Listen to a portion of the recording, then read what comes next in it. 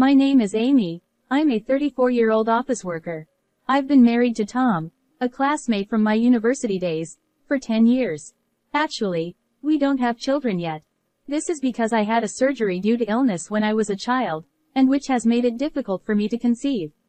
At the beginning of our marriage, my parents-in-law were looking forward to holding their grandchild soon. Of course, it has to be a boy.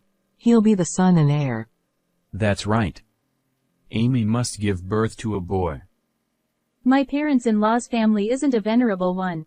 My father-in-law is an office worker, and my mother-in-law is a typical housewife. Although my husband is the eldest son, he is always a bit absent-minded.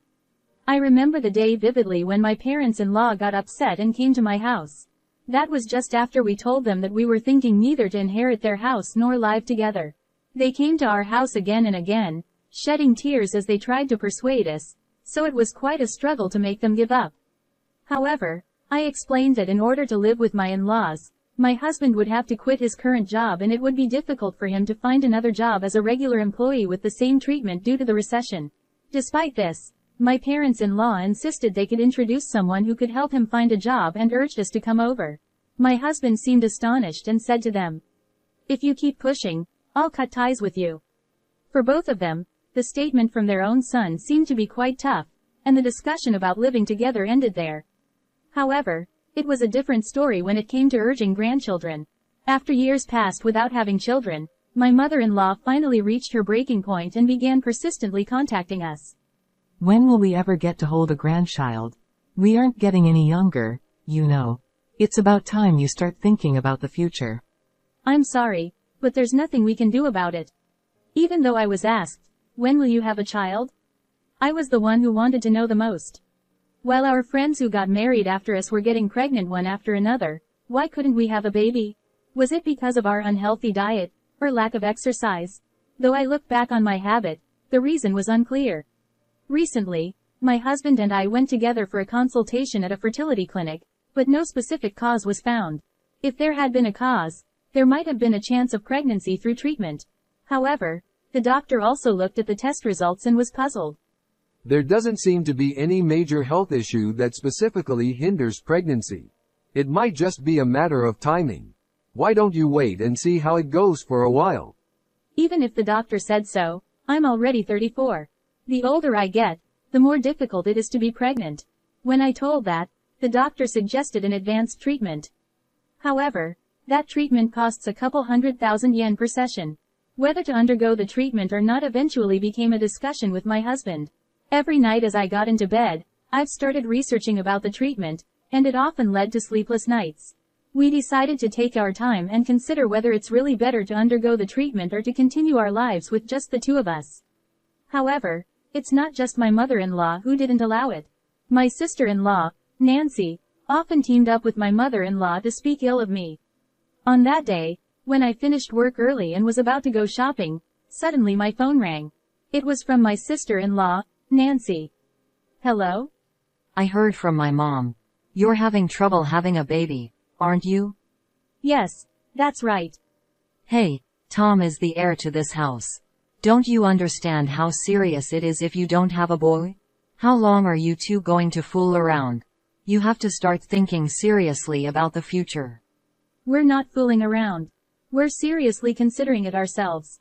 Please don't pressure us like this. I couldn't understand why I had to be told such things.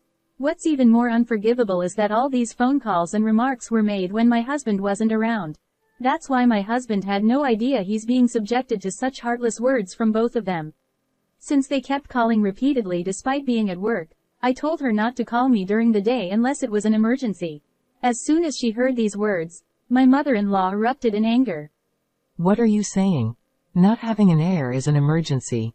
It's because you're always working so much that you can't conceive. She yelled so loudly that people around us could hear, and they started looking at me with disapproval. That's enough. Anyway, I'm going to hang up. Feeling uneasy, I hurriedly ended the call, but it was already too late. Can I have a moment? I was suddenly called by my boss and we had a discussion in the conference room. Lately, you have been getting a lot of calls during work hours. Isn't it inappropriate for everyone to keep answering personal calls while on duty? I'm terribly sorry. I'll make sure to explain to my mother-in-law about this. If it's an emergency, it can't be helped. But it doesn't seem like that's the case. Right? If it continues, I'll have to report it to the president. Being cautioned by my boss and looked at disapprovingly by those around me, I felt mentally exhausted. Even my colleagues with whom I had been close seemed distant, and I found myself eating lunch alone more often. Despite working diligently, I couldn't understand how things had come to this. Before I knew it, I had lost 11 pounds in weight. I had a poor complexion due to the inability to eat, and I had been feeling unwell for a while. Even the colleagues who had been distant before seemed to realize the severity of the situation and suggested taking a break from work. However, I was in no condition to even listen to their advice properly. After I got home, I sat alone in the dark room, shedding tears without even turning on the lights. My husband found me when he got home in such a state, hurried to my side. What's wrong? What happened? He dropped his bag and rushed over to me. Upon seeing his face, I felt reassured and suddenly burst into tears. I continued crying until my voice became hoarse, and throughout, my husband was gently patting my back. After I calmed down from crying, I told my husband everything that had happened. I explained how my mother-in-law repeatedly called me during work, urging me to have a child, and how my sister-in-law would join in, pressuring me to have a successor. I didn't hide anything, even mentioning how I received a scolding from my boss because of the frequent calls during work hours. It's a family matter, and they're my husband's family. Hearing negative comments about our own family isn't pleasant for anyone. But my husband listened to me without interrupting, until the end. I'm sorry for saying all that about your family, but I just can't take it anymore.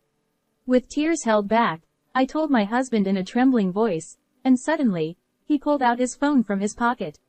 Hey, Mom? Will you stop calling Amy from now on? What you've been doing is bullying her. From the conversation, it was clear that the person on the phone was his mother. Hearing this, once again, she countered him with a sharp tone. What are you talking about? I'm just trying to give you guys advice out of concern. How on earth does that equate to bullying? Amy, are you being a bit paranoid? She refused to admit any wrongdoing and kept blaming me. Despite this, my husband stood his ground. He made it clear that matters concerning the children were between us as a couple and requested that she refrain from intervening. However, while it may be a marital issue for us, it's not just a matter between us from my mother-in-law's perspective. As the eldest son and heir of this household, my husband should be more aware, according to my mother-in-law. I didn't expect that there were still people bringing up the issue of the heir even in this era. I listened with astonishment to her words, feeling incredulous inside. As the conversations with my mother-in-law became increasingly tiresome due to the lack of understanding, my husband sighed heavily right in front of me. Listen, Amy has been getting scolded by her boss because of you guys. Doesn't it break your heart to see Amy, who's working so diligently, being treated unfairly? Please, stop calling. With that said, he abruptly ended the call. Sorry for the trouble caused by my mom and sister. You can ignore their calls and texts, and feel free to block them if you want. Thanks for speaking up for me. Yeah, I'll block them. After that day, we didn't receive any calls or texts from them. When they couldn't reach me, they started calling my husband. At first, he dealt with it casually, but as it became more troublesome, he seemed to reach his limit. Enough is enough. I won't answer your calls anymore, and I'll block your messages. With that, even my husband started blocking their calls and messages. The two who couldn't accept it showed up at our house later, banging on the front door and shouting loudly. Hey Tom, Amy? We are here, open up quickly. We've come all the way to visit, so why can't you even welcome us properly? What kind of upbringing did you have? I'd like to see your parents' faces. While they criticize us for not opening the front door, isn't it more uncouth to shout loudly at 6 a.m. on a holiday? My husband was awakened by the commotion, and was quite angry, not only because he had just woken up but also because his mother and sister had been making noise outside since the morning. Enough already. Do you know what time it is? If you make any more noise, I'll call the police. Just mentioning the word, police, might make many people hesitate and stop their harassment, wouldn't it? However, even when they heard that, they didn't leave. Instead, they showed a stance that they wouldn't leave until they were let in the house. Thinking that it would be a considerable nuisance to the neighbors, we reluctantly unlocked the door. As the door opened, they casually kicked off their shoes and barged into the room. What do you think you're doing? Ignoring calls and messages. Is this how you treat your real parents? Exactly. It's so disrespectful of you as a daughter-in-law. Especially when I came to share the news of my pregnancy. What? Pregnant? With that, Nancy took an ultrasound picture out of her bag and showed it off in front of me. Nancy, who got married last year, had conceived a baby with James. My mother-in-law proudly mentioned it was her first grandchild and boasted about it to me. Congratulations. Take care of yourself during this important time, I said. Nancy smirked and said, You must be feeling jealous that I got pregnant first, right? I didn't particularly feel jealous, but there was a slight tinge of envy. However, since many friends who married after me were already giving birth, I had grown accustomed to being overtaken. Still, Nancy's constant boasting with a smirk on her face didn't exactly warm my heart. Probably Nancy's pregnancy had shifted my in-laws' focus. My husband's mother had simply stopped bombarding him with incessant calls.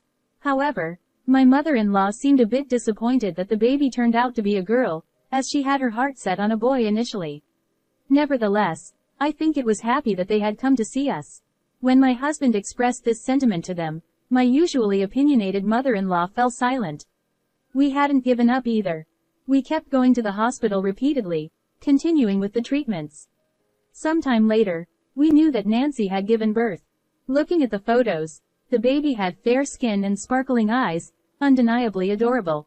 After things settled down, family members gathered so my husband and I attended with a gift to celebrate.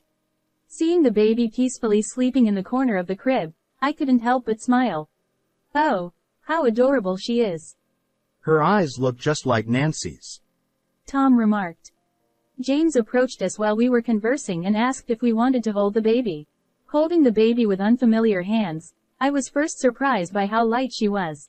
Watching her sleep so peacefully in my husband's arms, I wondered if we would feel such endearment if we had our own child. At the dinner table, the conversation naturally turned to the baby, and once again, our situation was brought up by relatives. You've been married for years now. Why haven't you had children? Being parents is what makes you complete. You need to become parents soon to reassure your own parents. Such remarks pierced my heart, leaving me feeling uneasy.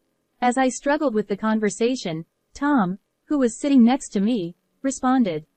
That's true, but having a child is a blessing. We want to be well prepared whenever the baby decides to come. As my husband responded with a smile, they didn't pursue the matter further. But, 2 weeks after meeting Nancy's baby, a miracle happened to us. Surprisingly, we found out that I was pregnant. Despite years of struggling with infertility, both my husband and I were overjoyed at the long-awaited pregnancy. However, since it was still early in the pregnancy and I was not yet in the stable phase, we decided to not inform our parents until the stable phase came. Shortly after learning about the pregnancy, morning sickness set in, and I experienced several days of poor health. I couldn't manage household chores properly, and even going to work became challenging. When I consulted my boss about it, they suggested taking a break until my health improved. Considering my long history of treatment, those around me refrained from urging me to go to work. Grateful for their consideration, I decided to take a break until my health improved. My husband, despite being busy with work, actively helped with the household chores. Are you okay, Amy? I got something light that you might be able to eat. Do you think you can eat it? Thank you. I can't believe how nauseous I feel. It's tough. I'll do my best to make you feel more comfortable. Thank you. My husband was very kind, taking care of me and actively assisting with household chores despite being busy with his own work.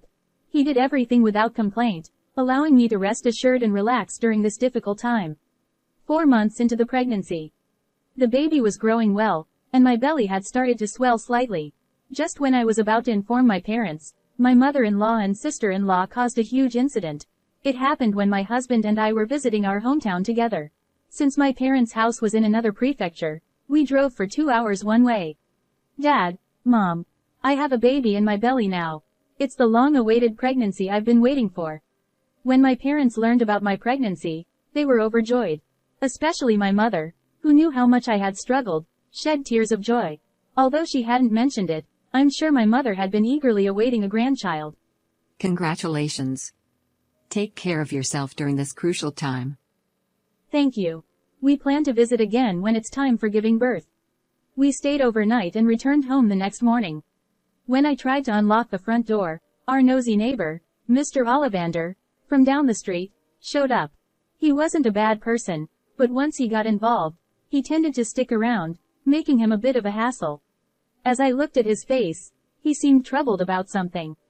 Can I have a word? Sure, what is it? From your house, the crying of a baby was quite loud yesterday. Are you taking care of it properly? Huh? A baby? What are you talking about, Mr. Ollivander? My baby is still in my belly. The baby hasn't been born yet. Huh? But it was really loud yesterday, and Mrs. Sean and I were worried. It seemed to be coming from inside your house. Not understanding what he meant, I decided to open the house and check the rooms. There was no baby born yet in our house, so it must have been a misunderstanding on Mr. Ollivander's part. Hey Amy, it's urgent. Come over here. What's wrong? Wait, what is this? In the middle of the living room, there was a baby lying on a futon. The baby looked unwell, with a full diaper emitting a foul smell. Wait, isn't this Nancy's baby? I recognized the baby. It was the girl born to Nancy. But why was she sleeping here? There were many questions, but at the moment, we needed to call an ambulance and the police. My husband and I made calls, and within about 10 minutes, both the ambulance and the police arrived. The baby was quickly taken away by the ambulance, and during that time, my husband and I were asked by the police. Mr. Ollivander, who claimed to have heard the crying yesterday, also participated in the police inquiry. Was it around 2 p.m. yesterday? I saw 2 women entering this house. One of them was carrying a baby, so I assumed it was yours. The crying was quite loud, echoing outside. We left for my parents' house yesterday around 10 a.m. Besides, as you saw, our baby hasn't been born yet. Those 2 women were probably my mother-in-law and sister-in-law. To be sure, we tried calling my mother-in-law and sister-in-law, but couldn't reach them. So, my husband called Nancy's husband. Unexpectedly, we got shocking news. Nancy and my mother-in-law were apparently on a trip to South Korea together. Nancy mentioned that our daughter was supposed to be with you, Amy. That's why I didn't make any confirmation calls. I never imagined this would happen. They probably assumed we'd be back that day, so she left the baby. They never expected us not to return during the day. I quickly told him the hospital information and he said he would head there immediately. After explaining the situation to the police, they said they would ask my mother-in-law and her daughter upon their return and left my house. After the police left, anger began to well up inside naturally. I couldn't forgive leaving their child alone in such a room just because they wanted to have fun.